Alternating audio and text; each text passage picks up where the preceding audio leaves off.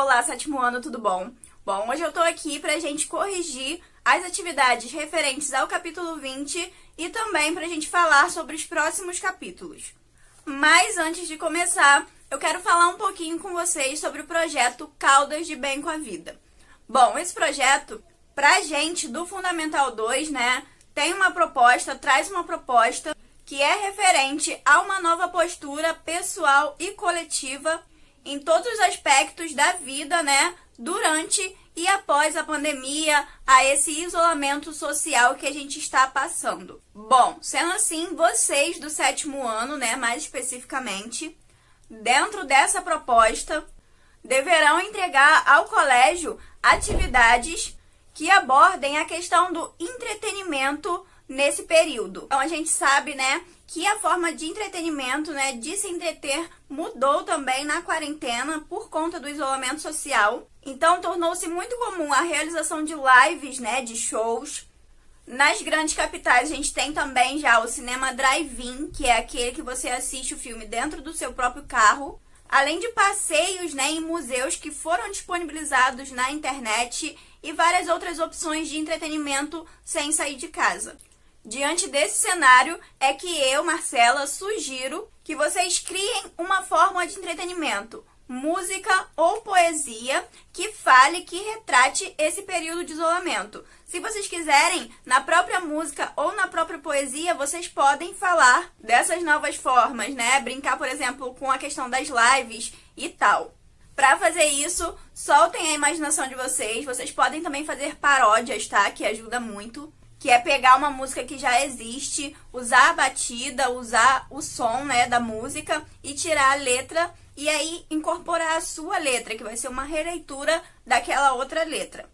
Bom, como vocês vão me entregar essa música ou essa poesia? Vocês vão me entregar isso numa folha, né? Então, vocês vão escrever a letra da música. Essa folha tem que conter a identificação de vocês, nome, turma, professora, tudo certinho.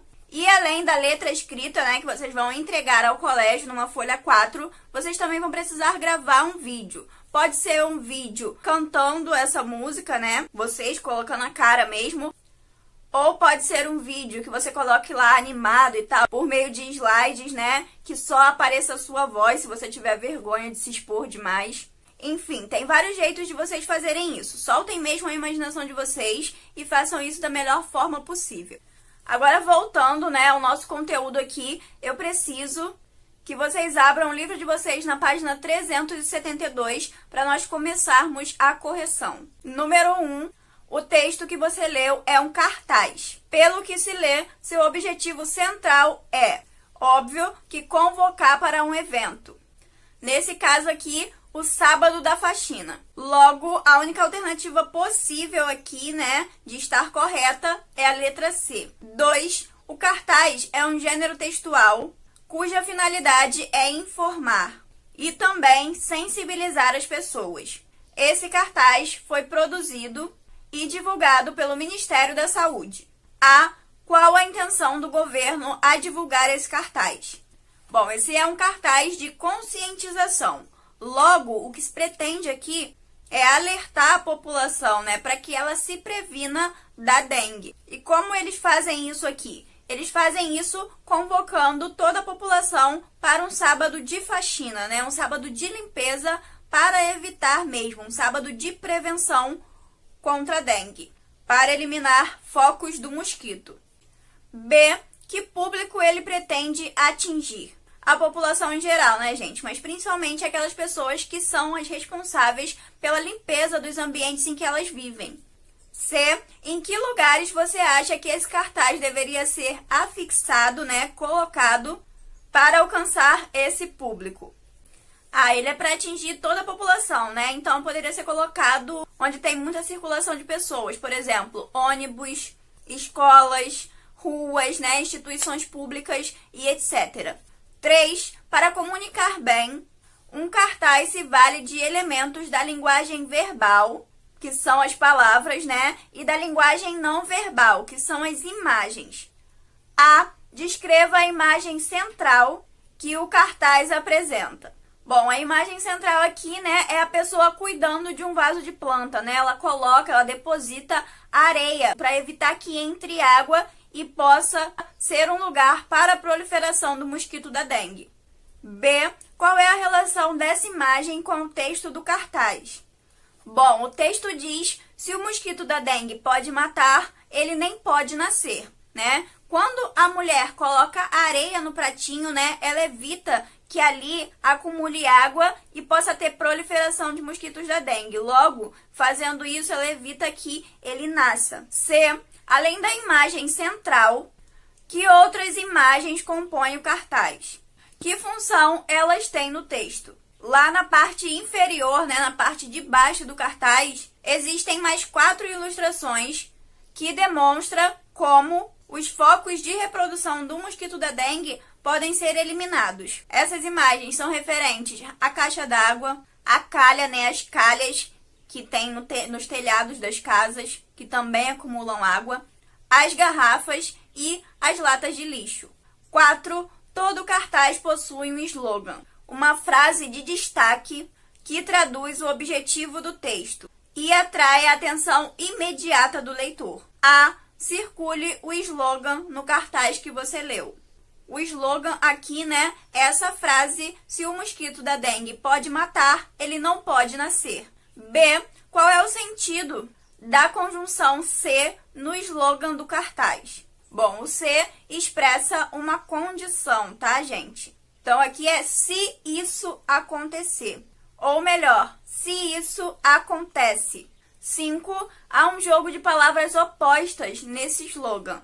A. Que palavras se opõem? Bom, as palavras opostas desse slogan são matar e nascer. B. O que essa oposição tem a ver com o objetivo do cartaz? Tudo, né, gente? O objetivo do cartaz é evitar que o mosquito nasça para que pessoas não morram. C. Há 2 antíteses no cartaz. Identifique-as. Antíteses são ideias opostas, ideias contrárias. Então, aqui a gente tem a oposição, né? A antítese. Faxina, folga, já que as duas são completamente opostas. Faxina é trabalho, né? E folga é descanso. E também poucos e tudo. 6. Das imagens abaixo, qual é a única que não serviria para representar a ideia de uma antítese? Por quê? Então, na primeira imagem, a gente tem 2 dedos, né? Um com carinha de alegre e outro com carinha de triste. Então, aqui a gente tem, sim, uma oposição, uma antítese. Na B, a gente tem 2 setas, né? Uma para cima e uma para baixo, também uma antítese.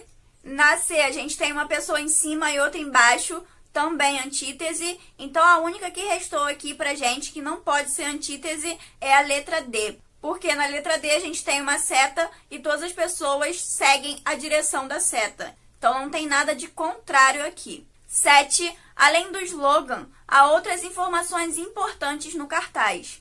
A. Para que serve o número que aparece no canto superior esquerdo? 136. Bom, esse número é o número do Disque Saúde, né? E serve para pessoas que precisam fazer uma denúncia, né? De algum local que tenha foco do mosquito da dengue. Serve também para pedir ajuda ou ainda para se informar melhor. B. O que se identifica na barra inferior do cartaz, né? Na parte de baixo do cartaz. Bom, lá se encontram os órgãos responsáveis pela propaganda. São o Ministério da Saúde, o Governo Federal.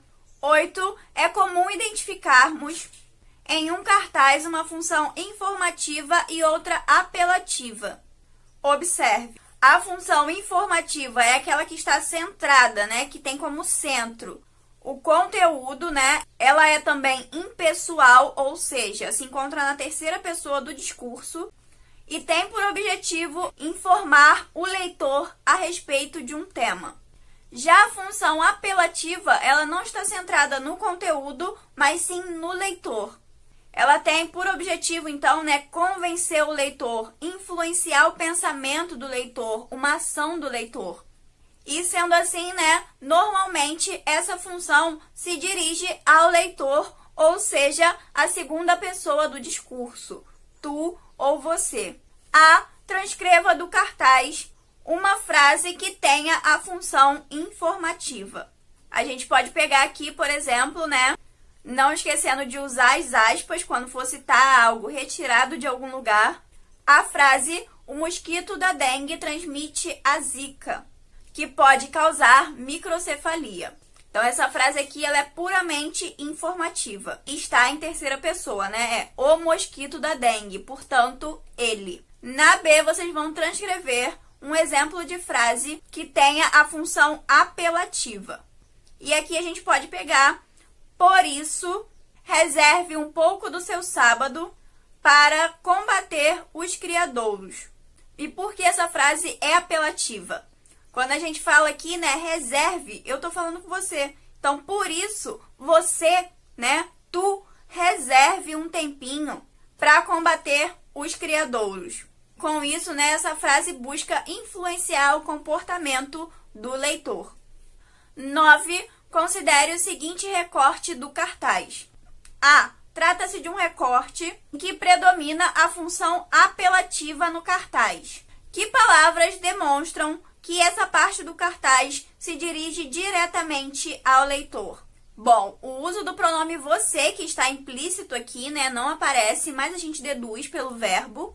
E desse verbo no imperativo, né, que pede para fazer alguma coisa, reserve. B. De que forma os verbos contribuem para configurar essa função apelativa? Bom, o verbo no modo imperativo, né, ele serve para dar uma ordem, um conselho, para fazer um pedido, né? Logo, eles são utilizados para influenciar o comportamento do leitor. 10. Observe que junto aos desenhos há comandos diretos ao leitor. Aí a gente tem aqui, né, as orações e uma estrutura fixa, e o livro pede para vocês identificarem a única oração aqui que não apresenta todos os elementos dessa estrutura fixa. E aqui, óbvio, é a frase 1, porque ela apresenta somente os 3 primeiros aqui, que é o sujeito desinencial e um predicado formado por verbo e objeto direto.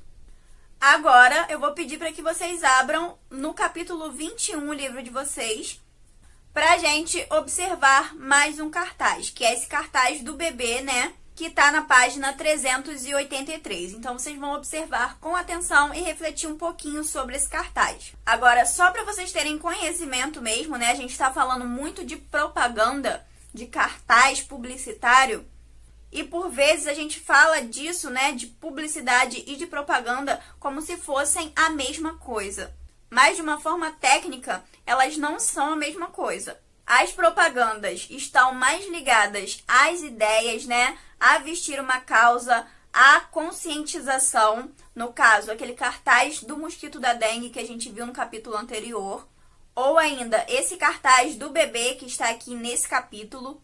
Enquanto a publicidade, ela está relacionada à promoção, à divulgação de empresas e produtos. Seria, por exemplo, um cartaz da Coca-Cola. Saindo disso aqui, né, nós vamos avançar um pouquinho até o capítulo 22, que ainda vai tratar de cartaz, banner digital. Essa é a última parte. E lá na página 394, vocês vão observar mais um cartaz, que é uma propaganda.